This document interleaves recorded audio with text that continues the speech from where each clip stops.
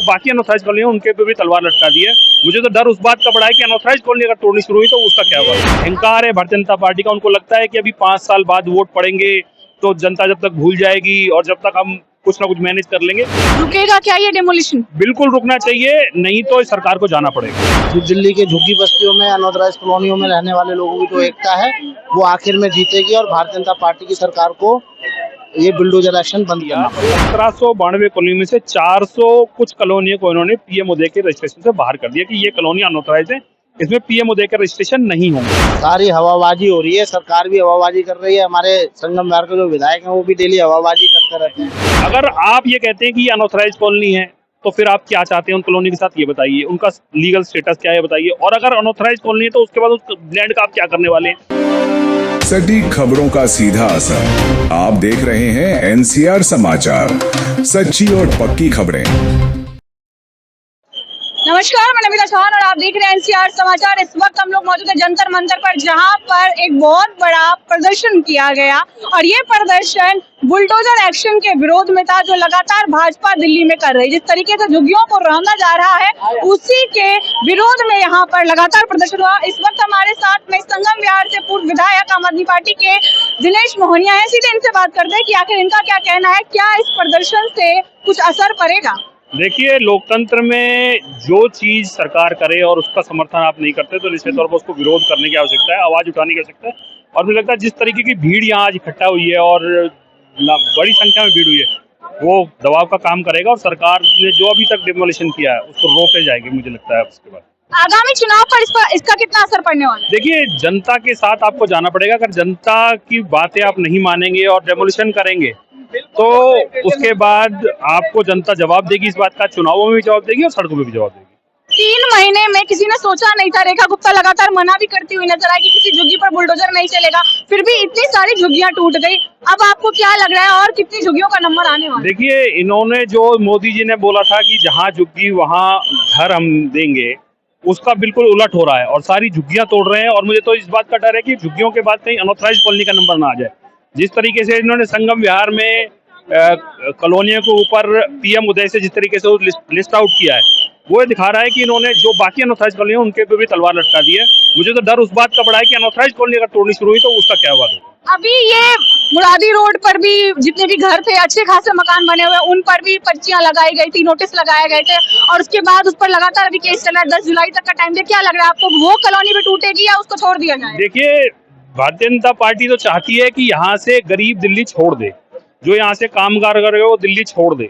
अब उसमें चाहे वो झुग्गियों में रहता हो, चाहे अनऑथराइज कॉलोनी में रहता हो, जहां पर भी रहता है, लगातार बुलडोजर चल रहा है। लेकिन जिस तरीके से आज यहाँ जनता इकट्ठा हुई है और अरविंद जी ने अपील की है कि सारे झुग्गी वाले, सारे कामगार लोग, सारे मजदूर वर्ग इकट्ठा हो जाए और सरकार पे दबाव बनाए कि अब इस डेमोलिशन को रोके जाने की आवश्यकता है। रुकेगा क्या ये डेमोलिशन? बिल्कुल रुकना चाहिए, नहीं तो सरकार को जाना पड़ेगा। देखिए, लोकतंत्र में हमेशा ये रहा है कि अगर आप लोगों के हिसाब से सरकार नहीं चलाएंगे तो आपको गद्दी छोड़नी पड़ेगी। और ये अहंकार है भारतीय जनता पार्टी का, उनको लगता है कि अभी 5 साल बाद वोट पड़ेंगे तो जनता जब तक भूल जाएगी और जब तक हम कुछ ना कुछ मैनेज कर लेंगे।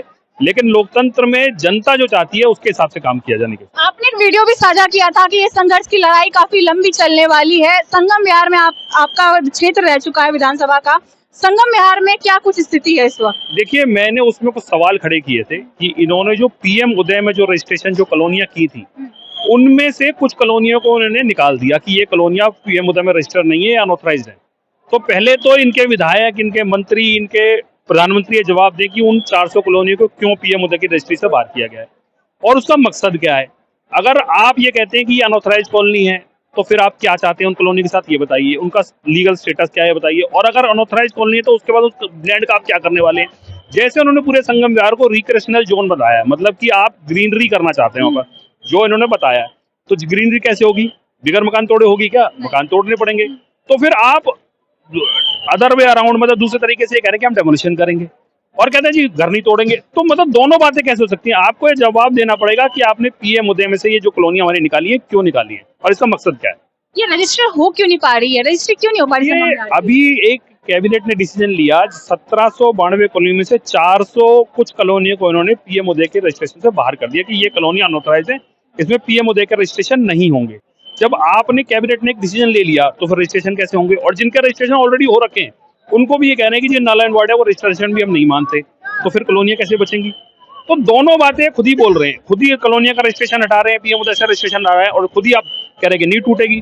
तो क्लियरिटी तो लाएं, ये केवल हवाबाजी से काम नहीं चलेगा ना, कि आप ये कह रहे हैं कि जी मैं बैठा हूं जब तक बची रहेंगी। कोई लीगल स्टेटस तो बताएं कॉलोनी का क्या है।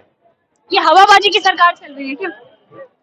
सारी हवाबाजी हो रही है, सरकार भी हवाबाजी कर रही है, हमारे संगम विहार के जो विधायक हैं वो भी डेली हवाबाजी करते रहते हैं। और जिस तरह से गरीबों के घर मकान तोड़े जा रहे हैं, और आज उसके विरोध में दिल्ली के हर जगह से भारी संख्या में यहाँ लोग इकट्ठे हुए हैं। निश्चित तौर पे भारतीय जनता पार्टी की सरकार पे दबाव बनेगा कि जो बिल्डोजर एक्शन वो गरीबों के घरों पर कर रहे हैं उसको उनको रोकना पड़ेगा। और ये गरीबों की जो एकता है, जो मजदूरों की एकता है, जो दिल्ली के झुग्गी बस्तियों में अनऑथराइज कॉलोनियों में रहने वाले लोगों की जो एकता है, वो आखिर में जीतेगी और भारतीय जनता पार्टी की सरकार को ये बिल्डोजर एक्शन बंद करना क्यों पड़ेगा। नहीं हो पा रही स्थिति में? क्या कहाँ रोक रही है, कहाँ कौन सी रुकावट आ रही है, कौन सी सरकार रोक रही है? देखिए, ये सीधा सा आज दिल्ली के अंदर हर एक चीज के लिए भारतीय जनता पार्टी जिम्मेदार है, और उनको जवाब देना चाहिए इस चीज का कि अगर इस तरह से रजिस्ट्रियां रोकी गई हैं तो उसका कारण क्या है। और ये जवाब दिए बिना अगर वो इधर उधर की बातें करके टाल देना चाहते हैं सवालों को, तो ऐसा नहीं होगा। जनता जागरूक है, विपक्ष लगातार जनता की बात खड़ा कर रहा है, जनता की मांगों को सरकार के सामने ला रहा है, और उनको जवाब देना पड़ेगा इस बात। एक बार पहले भी बुलडोजर चला था, क्या लग रहा है, अंदेशा है दोबारा चलने का? देखिए, मेरा सीधा सा कहना है कि अगर दिल्ली की जनता एक होकर के भारतीय जनता पार्टी के विरोध में खड़ी हो जाएगी कि जो बिल्डोजर एक्शन कर रहे हैं उसको रोका जाए, तो सरकार को झुकना पड़ेगा।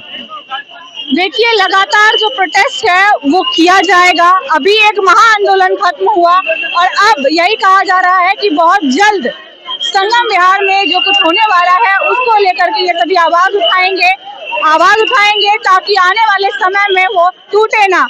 अब जरा आप यहाँ देख लीजिए,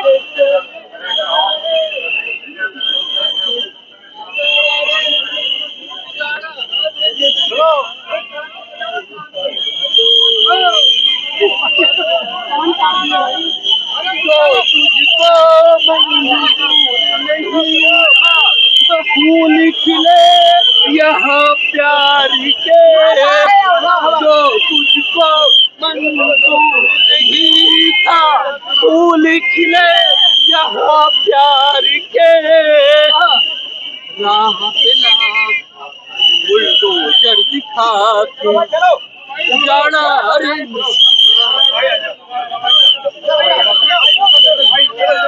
देखिए प्रोटेस्ट अब लगभग खत्म हो चुका है, तमाम लोग यहाँ से निकल रहे हैं और आने वाले समय में देखते हैं कि आखिर इस आंदोलन का क्या असर पड़ता है। आपको लगातार अपडेट करते हैं, तो बने रहिए हमारे चैनल एनसीआर समाचार पर। मैं आपके साथ समिता चौहान।